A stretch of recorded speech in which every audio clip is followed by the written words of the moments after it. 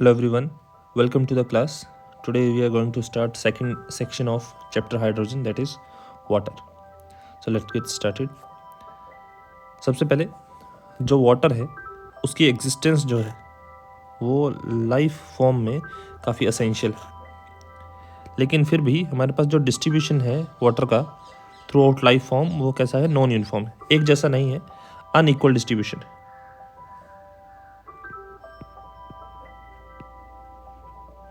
ठीक. अगर हम बात करते हैं ह्यूमन बॉडी की तो अबाउट 65% जो है ह्यूमन बॉडी जो है वो दैट इज़ वाटर. और अगर प्लांट्स की बात करते हैं तो प्लांट्स में मैक्सिमम वाटर जो है वो देखने को मिला 95%. ठीक है, तो plants are basically consist of about 95% water.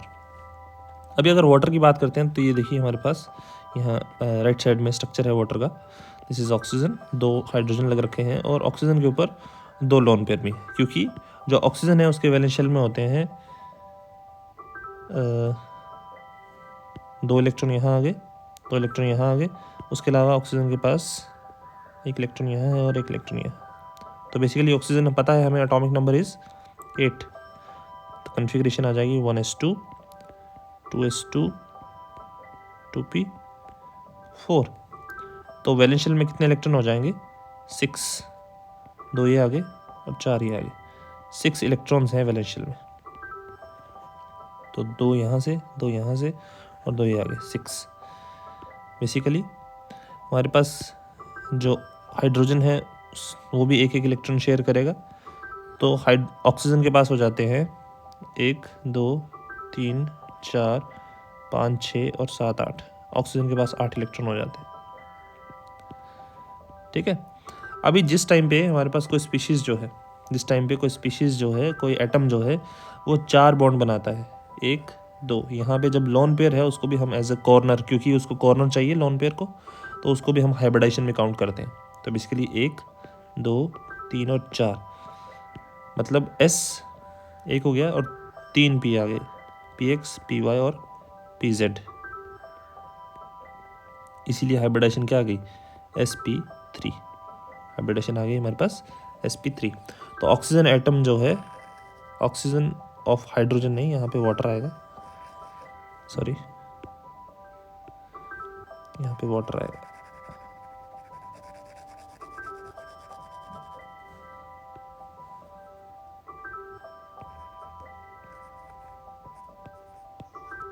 Oxygen of water is sp3 hybridised. ठीक है, फॉर्मिंग टेट्राहेड्रल अरेंजमेंट. अगर अरेंजमेंट आपसे पूछा जाता है तो दैट वुड बी टेट्राहेड्रल, लेकिन अगर आपसे पूछा जाता है शेप क्या है तो शेप आ जाएगी हमारे पास वी शेप्ड, या हम बोल सकते हैं बेंट शेप, या हम बोल सकते हैं एंगुलर शेप. ठीक है जी.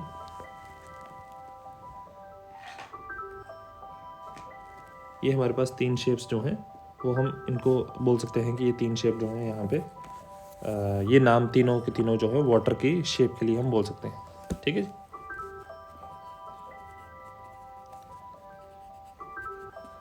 उसके अलावा हमारे पास जो डाइपोल मूवमेंट है, डाइपोल मूवमेंट क्या होती है कि हमारे पास जो इलेक्ट्रॉन है वो कितने ज़्यादा एक डायरेक्शन में डायरेक्ट करेंगे. ठीक है, तो यहाँ पे डाइपोल मूवमेंट जो है वो वाटर की है 1.84 D. ठीक है, D बाय इज D मतलब D बाय, ये यूनिट्स हैं डाइपोल मूवमेंट के. अभी देखिए डाइपोल मूवमेंट कैसे देखते हैं हम. अभी ऑक्सीजन और हाइड्रोजन में से ऑक्सीजन ज़्यादा इलेक्ट्रोनेगेटिव है तो इलेक्ट्रॉन जो है वो ऑक्सीजन की तरह शिफ्ट करेंगे. उसी तरह से यहाँ पे भी इलेक्ट्रॉन जो है वो ऑक्सीजन की तरह शिफ्ट करेंगे. लेकिन अगर इसका रिजल्टेंट देखें तो रिजल्टेंट हमारे पास इसका आ जाएगा ऊपर की तरफ.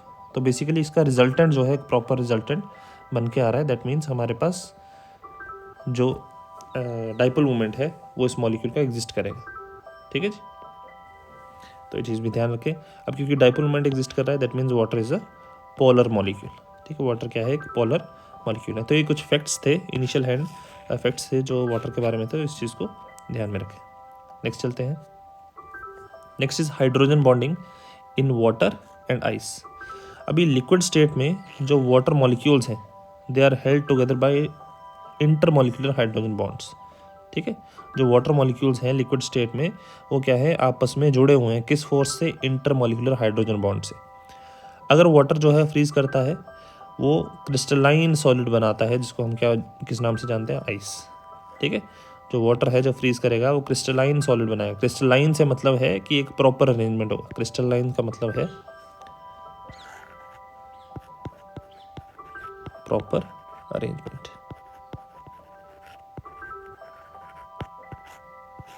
प्रॉपर अरेंजमेंट होगा जिसको हमने क्या बोल दिया, आइस। अभी there are 9 crystalline forms of ice. जो आइस की फॉर्म है क्रिस्टलाइन फॉर्म वो कितनी है, 9 है। ठीक है, बेसिकली हम वैसे तो एक ही पढ़ेंगे, लेकिन 2 ऐसी स्टेट हैं जो हमारे पास एक्सट्रीम कंडीशन पे एग्जिस्ट करती है, तो उनके बारे में थोड़ी सी बात करेंगे। जैसे कि बोला एट एटमॉस्फेरिक प्रेशर, जो नॉर्मल प्रेशर है, नॉर्मल प्रेशर टेम्परेचर है, उस टाइम पे हमारे पास जो शेप होती है आइस की या उसका अरेंजमेंट जो है, क्रिस्टलाइन अरेंजमेंट है, that would be normal hexagonal form. कौन सा अरेंजमेंट है, नॉर्मल हेक्सागोनल फॉर्म। और बोला एट वेरी लो टेम्परेचर, जो आइस है वो क्यूबिक फॉर्म में एग्जिस्ट करती है। काफ़ी ज़्यादा लो टेम्परेचर हो, काफ़ी ज़्यादा लो टेम्परेचर हो, उस टाइम पे हमारे पास जो वाटर मॉलिक्यूल है that exist as cubic form. अभी हम बात करेंगे नॉर्मल हेक्सागोनल फॉर्म की। देखिए मैं पहले स्ट्रक्चर बना के दिखा देता हूँ। जैसे देखिए हमारे पास है ऑक्सीजन है और यहाँ पे आ गया hydrogen, then we have oxygen, यहाँ पे आ गया hydrogen, then we have oxygen, hydrogen, hydrogen, we have oxygen and hydrogen. अब ये मान लेते हैं 4 मॉलिक्यूल्स जो हैं वाटर के या आपस में नज़दीक में है। अभी ऑक्सीजन और हाइड्रोजन के बीच में हाइड्रोजन बॉन्डिंग होगी,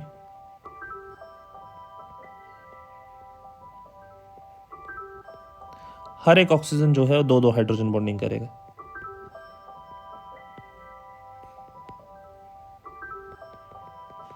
तो जिसकी वजह से क्या हो रहा है, यहाँ पे एक केज बन रही है, केज। ठीक है, तो जो हेक्सागोनल शेप है उसको बोला जाता है ओपन केज लाइक स्ट्रक्चर। क्या बोला जाता है, ओपन केज लाइक स्ट्रक्चर। अभी number of available vacant sites जो हैं वो क्रिस्टल लैटिस के अंदर प्रेजेंट है। काफ़ी ज़्यादा वेकेंट साइट, खाली स्पेस जो है वो प्रेजेंट है। अगर वेकेंट स्पेस प्रेजेंट है तो इसका मतलब क्या हुआ, सेम वाटर के मास के लिए जो वॉल्यूम है वो इंक्रीज कर गया। सेम वाटर के मास के लिए जो वॉल्यूम है वो इंक्रीज कर गया। इसका मतलब हम अगर मान लें कि मास जो है वो कांस्टेंट है, ठीक है जी, मास जो है वो कांस्टेंट है, तो हमारे पास वॉल्यूम डेंसिटी के साथ कैसे वेरी करेगा। अगर मास कांस्टेंट आ गया that means density is inversely proportional to volume. तो अगर वॉल्यूम जो है वो इंक्रीज कर गया है, क्यों, क्योंकि ज़्यादा स्पेस एक्वायर कर रहा है। एक प्रॉपर क्रिस्टल स्ट्रक्चर का क्या मतलब हुआ, एक प्रॉपर अरेंजमेंट होगा। अभी यहाँ पे हम क्या देख पा रहे हैं कि यहाँ पे एक केज फॉर्मेशन होगी। अगर केज फॉर्मेशन हुई है दैट मीन्स हमारे पास जो पार्टिकल हैं वो एक स्पेसिफिक डिस्टेंस पे हैं। अगर स्पेसिफिक डिस्टेंस पे हैं तो उनको एक प्रॉपर वॉल्यूम जो है एक्वायर कर लेंगे। इसके लिए वॉल्यूम जो है वो इंक्रीज कर जाएगा। अगर वॉल्यूम इंक्रीज कर गया दैट मीन्स डेंसिटी जो है वो क्या होगी, डिक्रीज कर जाएगी। जो डेंसिटी है वो क्या हो जाएगी, डिक्रीज कर जाएगी। ठीक है जी, तो डेंसिटी जो है जैसे जैसे हम टेम्परेचर बढ़ाएंगे, जैसे जैसे टेम्परेचर डिक्रीज करेंगे, टेम्परेचर डिक्रीज करेंगे तो डेंसिटी जो है वो क्या होती जाएगी, डिक्रीज करती जाएगी। क्योंकि वॉल्यूम क्या होगा, वो वॉल्यूम बढ़ता जाएगा। वॉल्यूम इंक्रीज करेगा, with increase in temperature volume increases, density decreases. इसी वजह से जो आइस है वो क्या है, कम डेंस है और फ्लोट करती है पानी के ऊपर। आइस क्यों फ्लोट करती है पानी के ऊपर, क्योंकि आइस की डेंसिटी क्या है, कम है। ठीक है, अभी यहाँ से ये पॉइंट हमें पता चला। नेक्स्ट देखिए, बोला density of ice is lower than that of the liquid. ये हमने बात अभी कर ली, लेकिन एक फैक्ट है कि किस टेम्परेचर पे हमारे पास जो डेंसिटी है वाटर की वो सबसे ज़्यादा है, that is at 4 degree Celsius. 4 degree Celsius पे जो डेंसिटी है वाटर की वो क्या है, सबसे ज़्यादा है। बोला increase in volume due to the expansion of the liquid. Liquid जो है एक्सपेंड करेगा क्योंकि उसका वॉल्यूम जो है इंक्रीज करेगा। Water becomes more and much more than the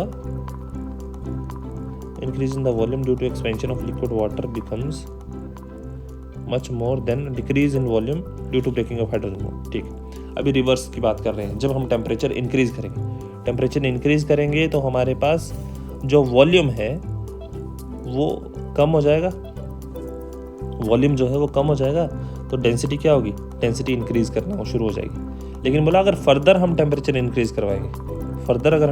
increase करवाएं तो हमारे पास जो डेंसिटी है, तो डेंसिटी क्या है, कम हो जाएगी। क्यों? क्योंकि एक्सपेंशन होगा, लिक्विड जो है एक्सपेंड करेगा। तो अगर लिक्विड एक्सपेंड कर रहा है मतलब वॉल्यूम क्या हो रहा है, इंक्रीज हो रहा है, डेंसिटी क्या हो जाएगी, कम हो जाएगी। ठीक है, तो जैसे जैसे हम बड़े ज़्यादा टेम्परेचर इंक्रीज कर देते हैं तो भी डेंसिटी क्या हो जाती है, कम हो जाती है लिक्विड की। ठीक है जी, तो ये कुछ पॉइंट्स थे जो आपको ध्यान में रखने हैं hydrogen bonding in case of water और आइस के पॉइंट ऑफ व्यू से। ठीक, नेक्स्ट देखिए, नेक्स्ट है हमारे पास प्रॉपर्टीज ऑफ वाटर। अभी freezing point, boiling point, heat of fusion, heat of vaporisation, ये कुछ प्रॉपर्टीज़ हैं जो वाटर के लिए इनकी वैल्यूज जो है ज़्यादा है। किसके कंपैरिजन में, जो बाकी हाइड्राइड हैं ग्रुप 16 के।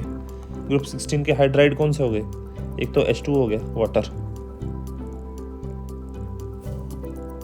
H2S हो गया हाइड्रोजन सल्फाइड,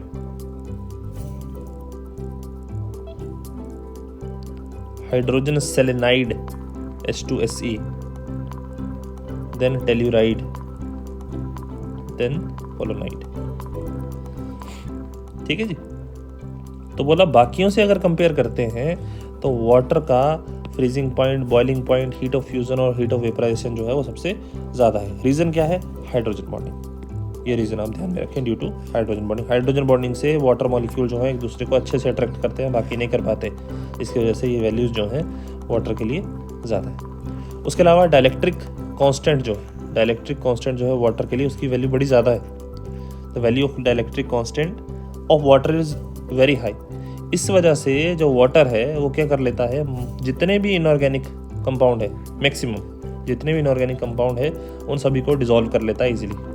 ठीक है, इसीलिए इसको क्या बोला जाता है, universal solvent. Water is regarded as a universal solvent क्योंकि उसका डाइलेक्ट्रिक कांस्टेंट का वैल्यू ज़्यादा है और जितने भी इनऑर्गेनिक सब्सटेंस है उनको इजीली जो है डिसॉल्व कर लेगा। ठीक हो गया। नेक्स्ट है heavy water. Heavy water basically water है लेकिन हाइड्रोजन की जगह उसका हैवी आइसोटॉप जो है यूज़ किया है, दैट इज ड्यूटेरियम D2। बोला has slightly higher value of physical constants. जितने भी फिजिकल वैल्यू प्रॉपर्टीज़ यहाँ पे हमने वाटर के लिए दिखी वैसी सेम हैवी वाटर के लिए भी है, लेकिन उसका वैल्यू जो है वो थोड़ा थोड़ा ज़्यादा है। हैवी वाटर के लिए जो वैल्यूज़ हैं इन प्रॉपर्टीज़ की वो क्या है, थोड़ी थोड़ी ज़्यादा है। क्यों? क्योंकि हैवी वाटर में ड्यूटेरियम लगा है और ड्यूटेरियम का मास क्या है, ज़्यादा है। ठीक है, इसलिए वैल्यू जो है वो सेम रहेगी लेकिन मास जो है थोड़ा जो एक्सटेंट है, मैग्नीट्यूड जो है इन प्रॉपर्टीज़ का ये थोड़ा थोड़ा इंक्रीज कर जाएगा। ठीक, ये पॉइंट हम आगे भी यूज़ करेंगे तो इसको ध्यान में रखें। नेक्स्ट है बोला water is quite stable at ordinary temperature. जो ऑर्डिनरी टेम्परेचर है, नॉर्मल टेम्परेचर पे वाटर जो है स्टेबल है। और बोला decomposes at very high temperature. बड़ा ज़्यादा हाई टेम्परेचर होगा तो वहाँ पे क्या कर जाएगा, डिकम्पोज कर जाएगा। अब डिकम्पोज से क्या मतलब है, जैसे देखिए decompose into elements when electricity is passed in the presence of alkali और एसिड। एक अल्कली ले लीजिए या एसिड ले लीजिए, उसकी प्रेजेंस में अगर हम इलेक्ट्रिसिटी पास करवाएंगे वाटर से, एसिड की प्रेजेंस में इलेक्ट्रिसिटी पास करवाई वाटर से, तो देखो क्या बन गया, वाटर जो है डिसोसिएट कर गया हाइड्रोजन में और ऑक्सीजन में। हाइड्रोजन जो है वो डिसोसिएट कर गया, वाटर जो है डिसोसिएट कर गया हाइड्रोजन में और ऑक्सीजन में। तो this is known as decomposition of water. ठीक है, एक पॉइंट और याद रखें कि वाटर जो है it acts as acid and base. Acid की तरह भी काम करता है और बेस की तरह भी काम करता है। ठीक है, अब जो सब्सटेंस एसिड की तरह भी काम करे और बेस की तरह भी काम करे उसको हम बोलते हैं एम्फोटेरिक। अभी देखिए ये प्रूव कैसे करें हम कि वाटर जो है एम्फोटेरिक है। नेक्स्ट सेक्शन है ऑटो कैटालिसिस। वाटर जो है वो क्या करता है, ऑटो कैटालिसिस करता है। ऑटो कैटालिसिस मतलब खुद के साथ ही रिएक्ट करेगा। और खुद के साथ रिएक्ट करेगा तो यहाँ पे दो तरह की स्पीशीज बना रहा है, H3O पॉजिटिव और OH नेगेटिव। H3O पॉजिटिव से पता चल गया कि वाटर क्या है, एसिड है। OH नेगेटिव से पता चल गया कि वाटर क्या है, बेस है। इसका मतलब वाटर तो अपने साथ ही रिएक्ट करके एक एसिड का करेक्टर शो कर रहा है और बेस का। इसका मतलब वाटर क्या है, it is amphoteric in nature. ठीक है जी। अगर इसको हम वाटर को अगर हम स्ट्रॉन्ग एसिड के साथ रिएक्ट करवाएंगे, वाटर को स्ट्रॉन्ग एसिड के साथ रिएक्ट करवाएंगे तो वाटर करेगा बेस का काम। अगर वाटर को हम स्ट्रॉन्ग बेस के साथ रिएक्ट करवाएंगे तो वाटर करेगा एसिड का काम। ठीक है, तो मतलब वाटर जो है अपनी प्रॉपर्टी, चाहे वो एसिडिक होगी चाहे बेसिक होगी, वो चेंज कर लेगा विद रिस्पेक्ट टू कि सामने कौन सी स्पीशीज जो है वो रखें। ठीक, नेक्स्ट देखिए, water reacts with active metals. Active metal क्या है, जैसे सोडियम हो गया, कैल्शियम हो गया, मतलब अल्कली और अल्कलाइन मेटल। मतलब water reacts with active metals whose electrode potential is less than -0.83 volt, जिसका इलेक्ट्रोड पोटेंशियल जो है इससे कम हो, क्या बनाएगा, हाइड्रोजन। हाइड्रोजन गैस रिलीज करेगा उस मेटल के साथ जो कि क्या है, जिसका इलेक्ट्रोड पोटेंशियल कितना है, -0.83 वोल्ट से कम है। अगर आपको लग रहा है कि इसमें इलेक्ट्रोड पोटेंशियल क्या है, तो ये हमने रिडॉक्स चैप्टर में जो है वो डिस्कस किया था, तो वो मैं आपको डिस्क्रिप्शन में लिंक कर दूंगा चैप्टर। ठीक है, तो वहाँ से आप देख लें इसको। नेक्स्ट है, बस steam passed over red hot Coke. Red hot Coke जो है बेसिकली कार्बन का ही अमॉर्फस फॉर्म है, कार्बन का ही एक अमॉर्फस फॉर्म है कोक। ठीक है, बोला जब 1273 केल्विन पे निकल कैटलिस्ट की प्रेजेंस में हम स्टीम पास करवाएं रेड हॉट कोक से, तो हमारे पास क्या बनेगा, carbon dioxide plus what, H2 hydrogen. ये हमने प्रीवियस लेक्चर में देखा था, क्या है ये, it is a syn gas. ये क्या है, सिन गैस। नेक्स्ट देखिए, water reacts with highly electronegative elements. Water जो है हाईली इलेक्ट्रोनेगेटिव एलिमेंट्स के साथ रिएक्ट करेगा, जैसे कि फ्लोरीन। फ्लोरीन के साथ रिएक्ट करने पे वो क्या बनाएगा, ऑक्सीजन एंड ओजोन। ऑक्सीजन और ओजोन की फॉर्मेशन जो है वाटर करता है। ठीक है जी, देखिए जैसे यहाँ पे देखिए, फ्लोरीन के साथ रिएक्ट किया वाटर, स्टीम, और हमारे पास क्या बना दिया, ऑक्सीजन, H पॉजिटिव और 4 F नेगेटिव बना दिया। साथ में फ्लोरीन के अगर नंबर ऑफ मोल्स हम इंक्रीज कर देते हैं, वाटर के नंबर ऑफ मोल्स ज़्यादा यूज़ होंगे और हमारे पास बन जाएगा ओजोन। तो ये रिएक्शन जो है आप ध्यान में रखें कि इलेक्ट्रोनेगेटिव एलिमेंट जैसे फ्लोरीन है उसके साथ रिएक्ट करने पे हमारे पास क्या रिजल्ट्स जो है वो निकल के आ रहे हैं। उसके अलावा देखिए, बोला ड्यूरिंग फोटोसिंथेसिस। फोटोसिंथेसिस में हमारे पास क्या बन रहा है, carbohydrates in the presence of chlorophyll and sunlight. Chlorophyll एक बायो इनऑर्गेनिक सब्सटेंस है। ठीक है, बायोऑर्गेनिक सब्सटेंस है जो कैटलिस्ट का काम करता है बेसिकली। अभी यहाँ पे देखो कार्बोहाइड्रेट्स, देखिए क्या है, कार्बोहाइड्रेट्स हो गए जैसे ग्लूकोज है, या मान लीजिए हमारे पास फ्रक्टोज है, उसके अलावा सुक्रोज है। ठीक है, तो ये बेसिकली हमारे पास क्या है, दीज आर कार्बोहाइड्रेट्स। बोला इनकी फॉर्मेशन होती है। ठीक है, कार्बन डाइऑक्साइड प्लांट्स करेंगे, ये भी आपको पता होगा कि क्लोरोफिल जो है प्लांट्स में प्रेजेंट है। सनलाइट की प्रेजेंस में कार्बन डाइऑक्साइड को और वाटर को रिएक्ट करवाएंगे और क्या बनाएंगे, कार्बोहाइड्रेट। ये जनरल फार्मूला है कार्बोहाइड्रेट्स का। ठीक है, और साथ में ऑक्सीजन जो है वो इसका बाय प्रोडक्ट है। ठीक, तो during photosynthesis water on reaction with carbon dioxide in the presence of chlorophyll and sunlight forms carbohydrates along with oxygen. अभी देखिए, water on reaction with metallic oxides.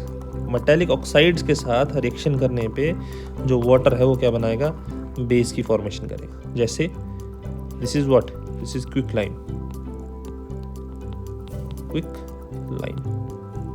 CaO। Quick lime के साथ अगर steam को, water को हम react करवाएं तो हमारे पास बनता है calcium hydroxide which is a base. क्या बनता है, कैल्शियम हाइड्रोक्साइड, जो कि क्या है, एक बेस है। उसी तरह से अगर वाटर को हम रिएक्ट करवाते हैं नॉन मेटालिक ऑक्साइड के साथ, वाटर को हम रिएक्ट करवाते हैं नॉन मेटालिक ऑक्साइड के साथ, तो क्या बनाएगा, एसिड। जैसे सल्फर डाइऑक्साइड वाटर के साथ रिएक्ट करवाया तो बन गया H2SO3। H2SO3 क्या है, इट इज़ एन एसिड, नाम है सल्फ्यूरस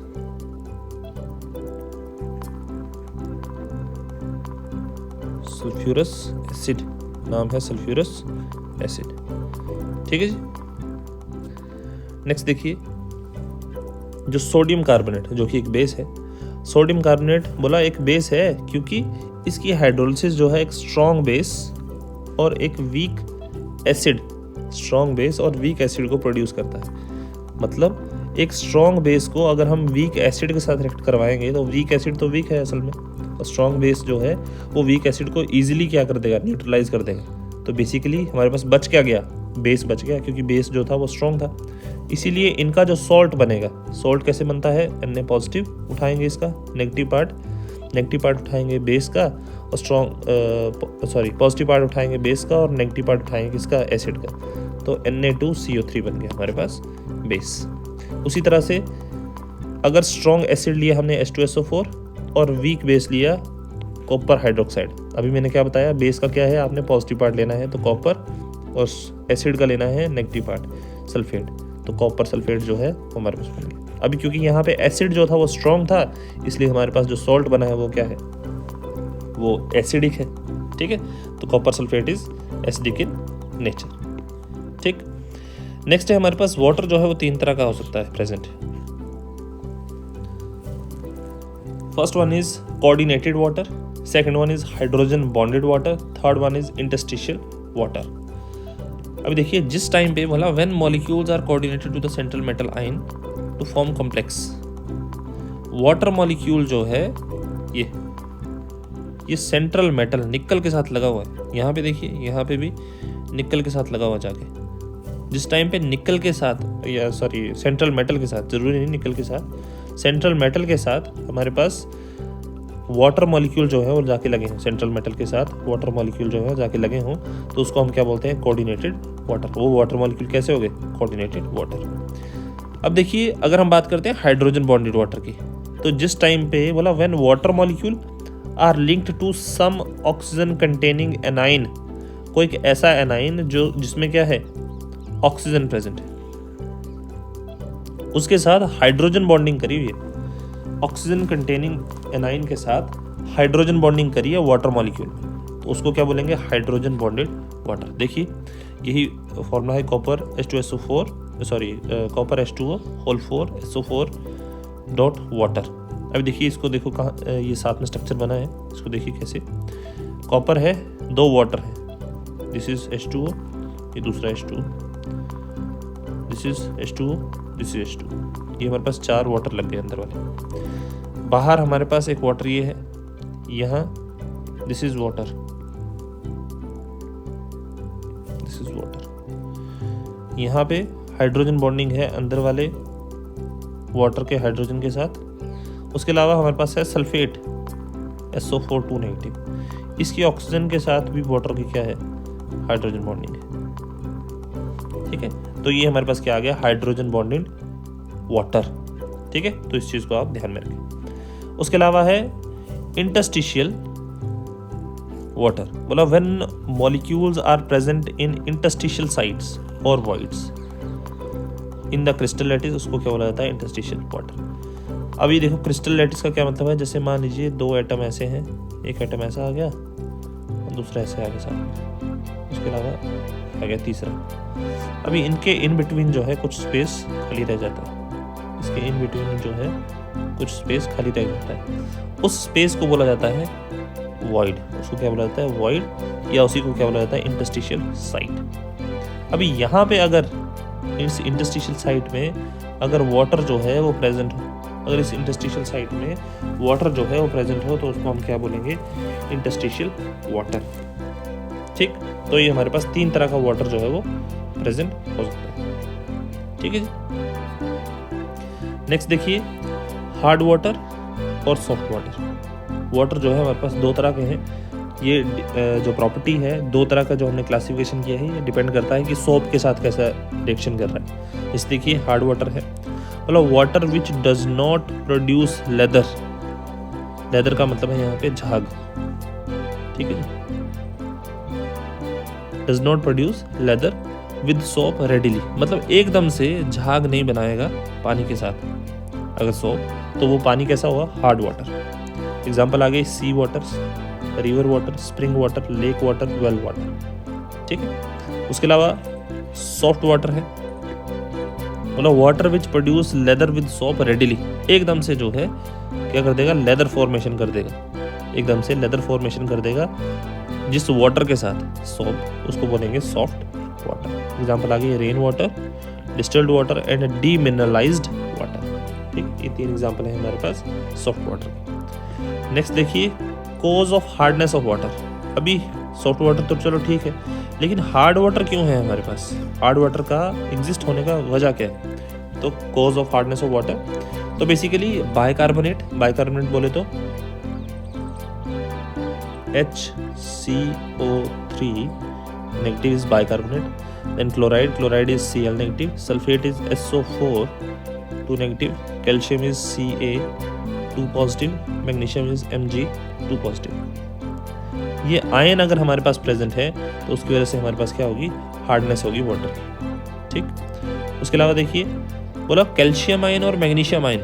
कैल्शियम आयन और मैग्नीशियम आयन जो वाटर में प्रेजेंट है वो क्या करते हैं? स्कम फॉर्मेशन क्या करते हैं? क्या चीज? स्कम, या उसी को क्या बोलेंगे? कर्डी वाइट प्रेसिपिटेट, या वाइट प्रेसिपिटेट कर्ड की तरह, दही की तरह। हमारे पास ऐसे लगेगा कि दही जो है उसके उसमें पानी मिक्स कर दिया एक तरह से बड़ा ज़्यादा। ठीक है, तो उस तरह से दिखने वाले प्रेसिपिटेट, प्रेसिपिटेट मतलब इकट्ठा हो जाएगा थोड़ा थोड़ा, सोप जो है वो इकट्ठा होना शुरू हो जाएगा पानी के अंदर। ठीक है, तो उसको क्या बोलेंगे? स्कम फॉर्मेशन हो गई या वाइट प्रेसिपिटेट बन गए। किसकी वजह से? कैल्शियम और मैग्नीशियम आयन की वजह से। किसके साथ? सोप के साथ। सोप के साथ कैल्शियम और मैग्नीशियम आयन जो कि हार्ड वाटर में प्रेजेंट है वो क्या करते हैं? स्कम फॉर्मेशन करते हैं या कर्डी वाइट प्रेसिपिटेट जो है उसकी फॉर्मेशन करते हैं। अब देखिए रिएक्शन क्या होगी। ये हमारे पास है soap C17H35 CO negative Na, इसमें कैल्शियम क्लोराइड। कैल्शियम क्लोराइड कहाँ से आया? हार्ड वाटर से। यहाँ पे जो कैल्शियम आयन है वो क्या करेंगे? इसके साथ रिएक्ट करके ये बना दिया C17H35 COO whole twice Ca। This is scum, this is scum. ठीक है, और ये डिसॉल्व नहीं होगा अब ऐसे रहेगा ये। ठीक, और हमारे पास क्या बन गया? NaCl।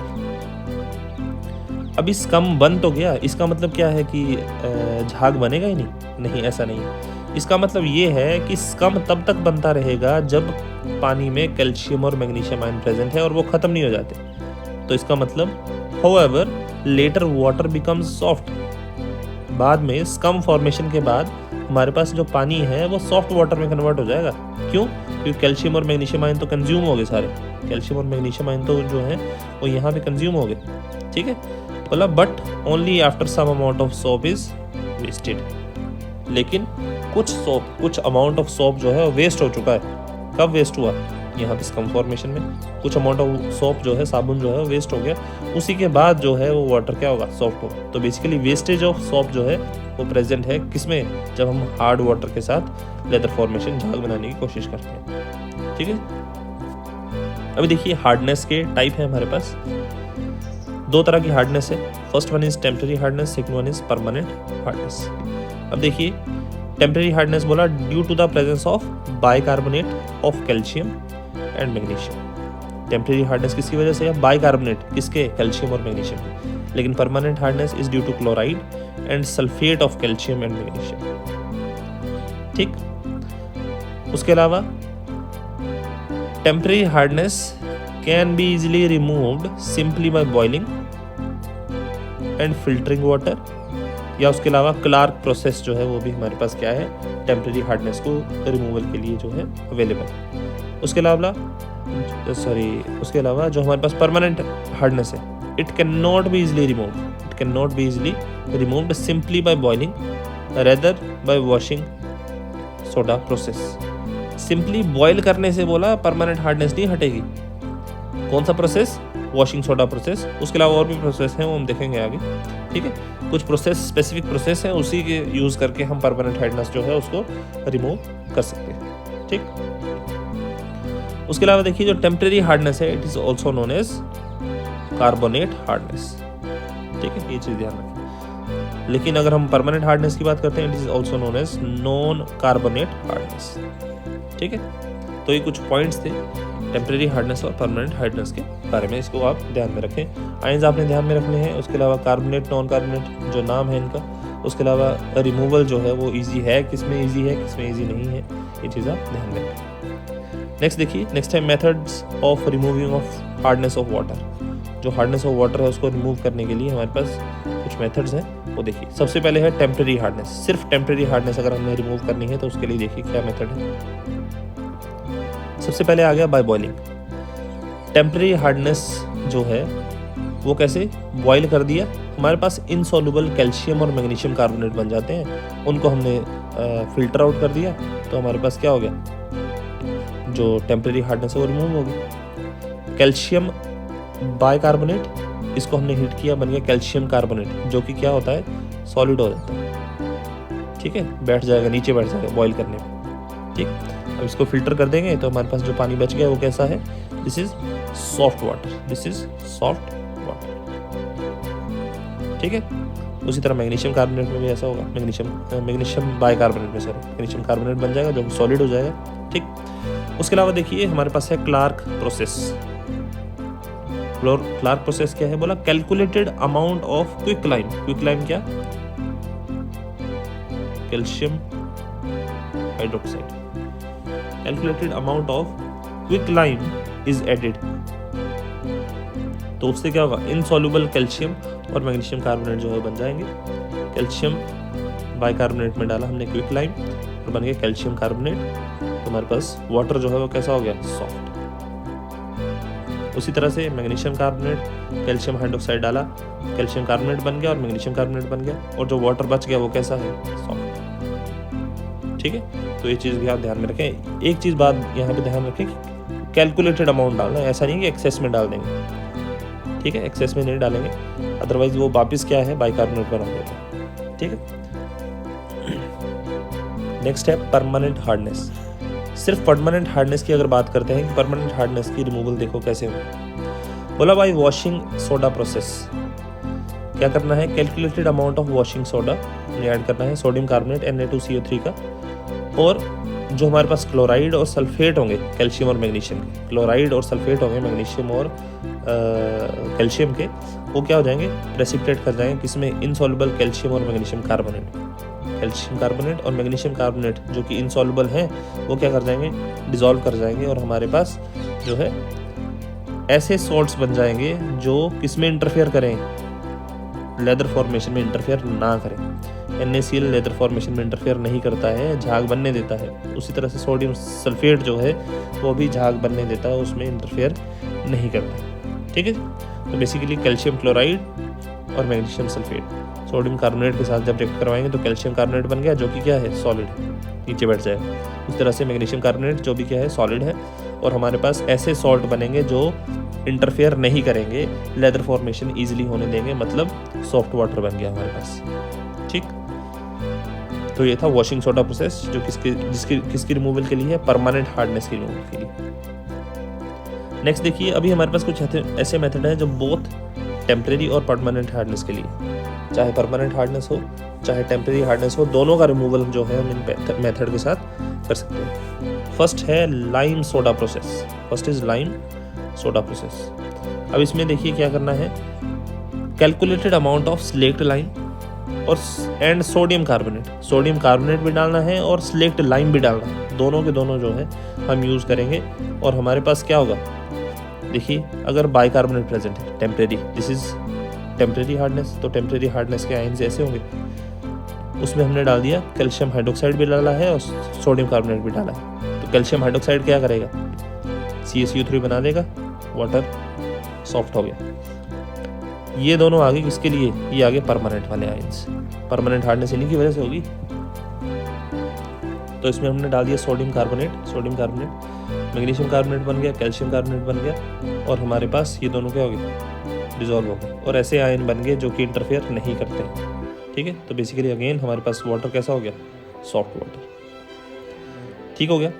नेक्स्ट है काल्गन प्रोसेस। जिसको सिक्वेस्टेशन भी बोलते हैं। ठीक है, basically hardness removed by treatment with sodium hexametaphosphate. ये फॉर्मूला आपने याद रखना है, sodium hexametaphosphate, Na2NA4PO3/6, sodium hexametaphosphate. और इसी का नाम है ट्रेड नेम मतलब जब इसको बेचा जाता है मार्केट में, तो किस नाम के साथ इसको बेचा जाता है? That is Calgon. It is Calgon. Calgon का मतलब है कैल्शियम गोन, कैल्शियम को हटा देना इज मेंट बाय कालगन। ठीक है, तो इसलिए इसका नाम जो है कालगन मेथड रखा गया है, कालगन प्रोसेस रखा गया। अभी कालगन का ट्रीटमेंट करवाते हैं हम किसके साथ? कैल्शियम और मैग्नीशियम आयंस के साथ, जैसे कैल्शियम क्लोराइड हो गया बेसिकली। तो हमारे पास ये कैल्शियम जो है ये यहाँ पे कॉम्प्लेक्स फॉर्मेशन कर देगा, यहाँ से सोडियम गया और यहाँ पे कैल्शियम चला गया, तो हमारे पास ये बन गया। अभी ये जो है ये डिज़ोल्व फॉर्म में रहेगा, ये सॉल्युबल रहेगा, फॉर्म सॉल्युबल कॉम्प्लेक्स सॉल्युबल रहेगा, इसका मतलब इंटरफेयर नहीं कर पाएगा। अगर इंटरफेयर नहीं करेगा तो वाटर कैसा हो गया? सॉफ्ट। ठीक है जी। अब देखिए नेक्स्ट पॉइंट इंपॉर्टेंट है, बोला process, this process Calgon process generally use for laundry, household washing purposes and in synthetic detergents to check wastage of soap.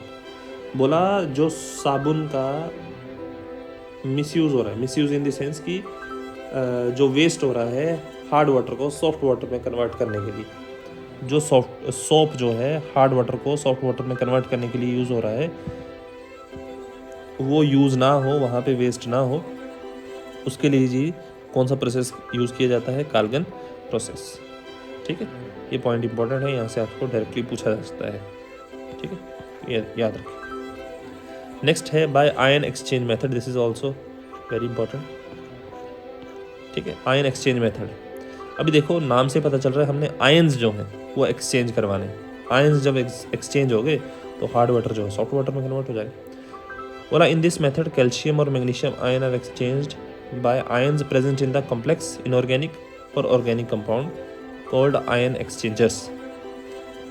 एक कॉम्प्लेक्स ऑर्गेनिक या इनऑर्गेनिक कंपाउंड है जिसको क्या बोला गया? आयन एक्सचेंजर, और उसके साथ कैल्शियम और मैग्नीशियम आयन जो है वो एक्सचेंज करवा देंगे, तो उस मेथड को क्या बोल दिया?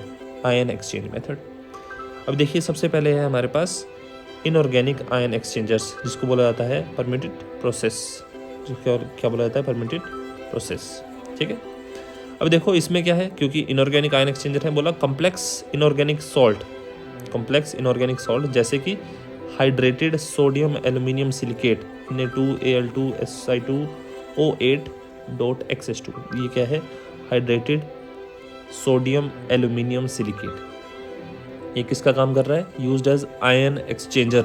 किसका काम कर रहा है? आयन एक्सचेंजर का। और ये तो सिंथेटिक भी अवेलेबल है, हम बना भी सकते हैं, लेकिन जो नेचुरली अकरिंग है, जो नेचर में पाए जाते हैं, उनको क्या बोला जाता है? जियोलाइट।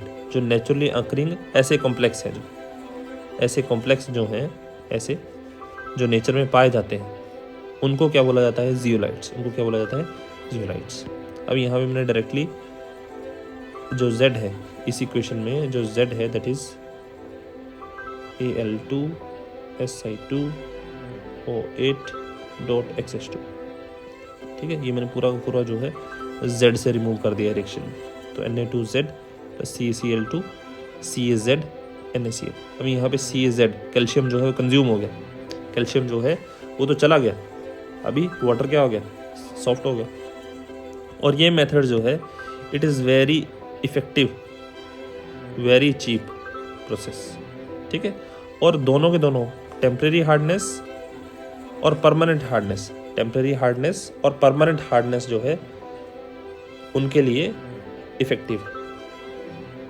ठीक है जी। नेक्स्ट देखिए, नेक्स्ट है organic ion exchangers, organic ion exchangers. अभी देखो ये तो है एडवांस्ड, पहली बात किसके कंपैरिजन में? इनऑर्गेनिक के कंपैरिजन में जो ऑर्गेनिक वाले हैं वो एडवांस। क्यों? क्योंकि इनऑर्गेनिक में सिर्फ कैल्शियम और मैग्नीशियम आयन जो है उसी की रिमूवल होती है, लेकिन ऑर्गेनिक में चाहे पॉजिटिव आयन है, नेगेटिव आयन है, सभी के सभी जो है वो क्या हो जाते हैं? रिमूव हो जाते हैं।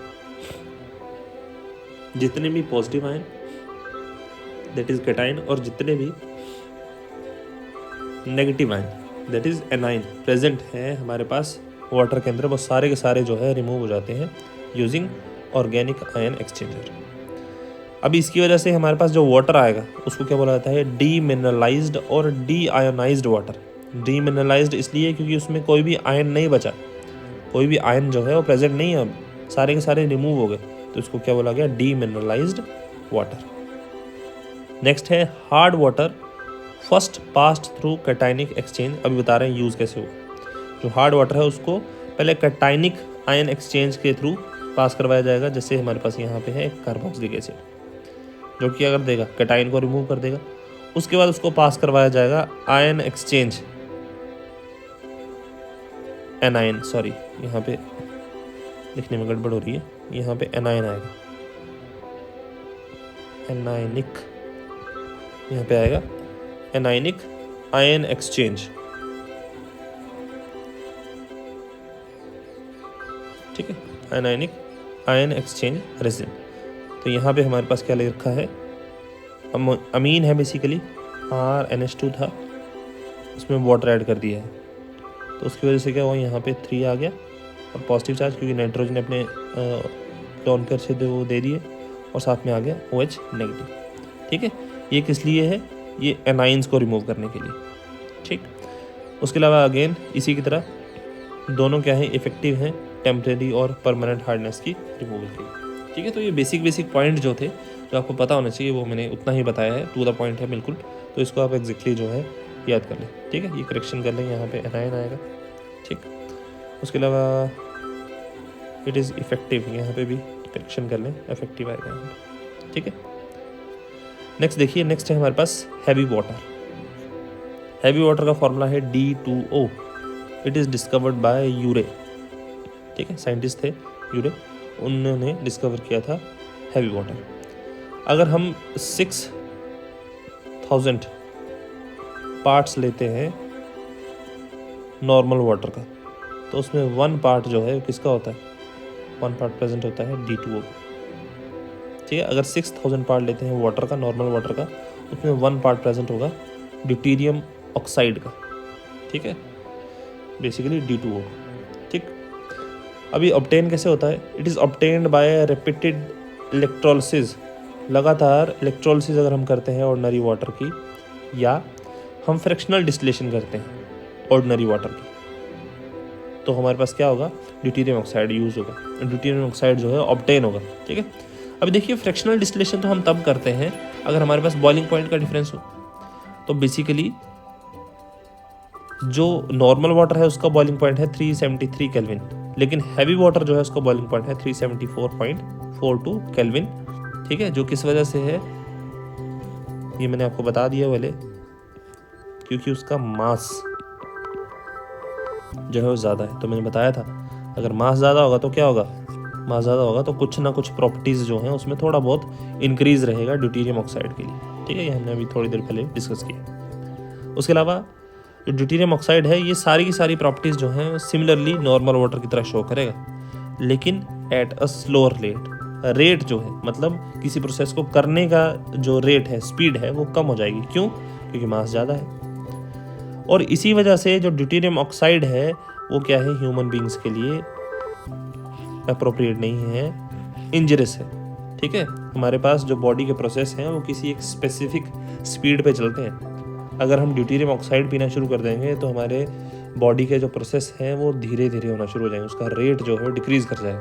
अगर रेट डिक्रीज़ कर जाएगा तो हमारी बॉडी जो है कोलैप्स कर जाएगी। ठीक है, इसलिए deuterium oxide is not suitable for human beings, rather it is injurious. ठीक है, नेक्स्ट है हमारे पास यूजेस। जो हैवी वाटर है it is uses as moderator. और मॉडरेटर का काम क्या होता है, किसी रिएक्शन को स्लो करना। तो न्यूक्लियर रिएक्टर्स जो हैं उसमें मॉडरेटर का काम करता है ड्यूटेरियम ऑक्साइड। बेसिकली जो फास्टली मूविंग न्यूट्रॉन्स हैं, जो तेज़ चल रहे हैं न्यूट्रॉन, उनको स्लो कर देता है कौन, हैवी वाटर, उनको स्लो कर देता है हैवी वाटर। ठीक, उसके अलावा ट्रेसर का काम भी करता है। ट्रेसर का मतलब होता है कि हमने ट्रेस करनी है कोई चीज़ जो है, उसको आइडेंटिफाई करना है। ठीक है, तो मैकेनिज्म हमने जैसे अभी देखा कि क्या करता है, स्लो कर देता है प्रोसेस। ठीक है, प्रोसेस जो है, स्पीड जो है उसको स्लो कर देता है। तो इसका मतलब अगर हम देखना है कि हाइड्रोजन जो है उसकी इन्वॉल्वमेंट है रिएक्शन में कि नहीं है, तो हम क्या करेंगे, उस हाइड्रोजन में की जगह ड्यूटेरियम लगा देंगे। उस हाइड्रोजन की जगह हमने क्या लगा दिया, ड्यूटेरियम लगा दिया। और अगर हमारे पास ड्यूटेरियम लगाने के बाद रिएक्शन जो है वो धीरे चले, पहले जितनी स्पीड से चल रही है उस स्पीड से नहीं चल रही है, अब धीरे चल रही है, इसका मतलब वो हाइड्रोजन जो था वो इन्वॉल्व था रिएक्शन में। लेकिन बाई चांस अगर मान लीजिए हमारे पास रिएक्शन का स्पीड सेम रहा, ड्यूटेरियम लगाने के बावजूद भी जो रिएक्शन है उसका स्पीड सेम रहा, दैट मीन्स हमारे पास जो रिएक्शन थी उसमें हाइड्रोजन की कोई इन्वॉल्वमेंट नहीं, ठीक है। तो उसको बोलते हैं हम आइसोटॉप इफेक्ट में हमने देखा था। तो वही है, ट्रेसर कंपाउंड का काम करता है in the study of mechanism. Mechanism का मतलब है कि स्टेप बाय स्टेप देखना कि हम रिएक्शन जो है कैसे जा रही है, एक स्टेप फिर दूसरा स्टेप, एक एक इलेक्ट्रॉन ट्रांसफर को देखना, ठीक है, उसको बोलते हैं मैकेनिज्म, ठीक। तो ये था हमारे पास हैवी वाटर, और यहाँ पे हमारे पास जो हाइड्रोजन है वो कंप्लीट हो जाता है। नेक्स्ट सेक्शन जो है दैट इज़ हाइड्रोजन पेरोक्साइड, ठीक है, जो हम कंटिन्यू करेंगे नेक्स्ट लेक्चर में। यहाँ तक आप रिवाइज करें, कुछ डाउट्स हैं तो बताएं, मिलते हैं नेक्स्ट लेक्चर में। Thank you.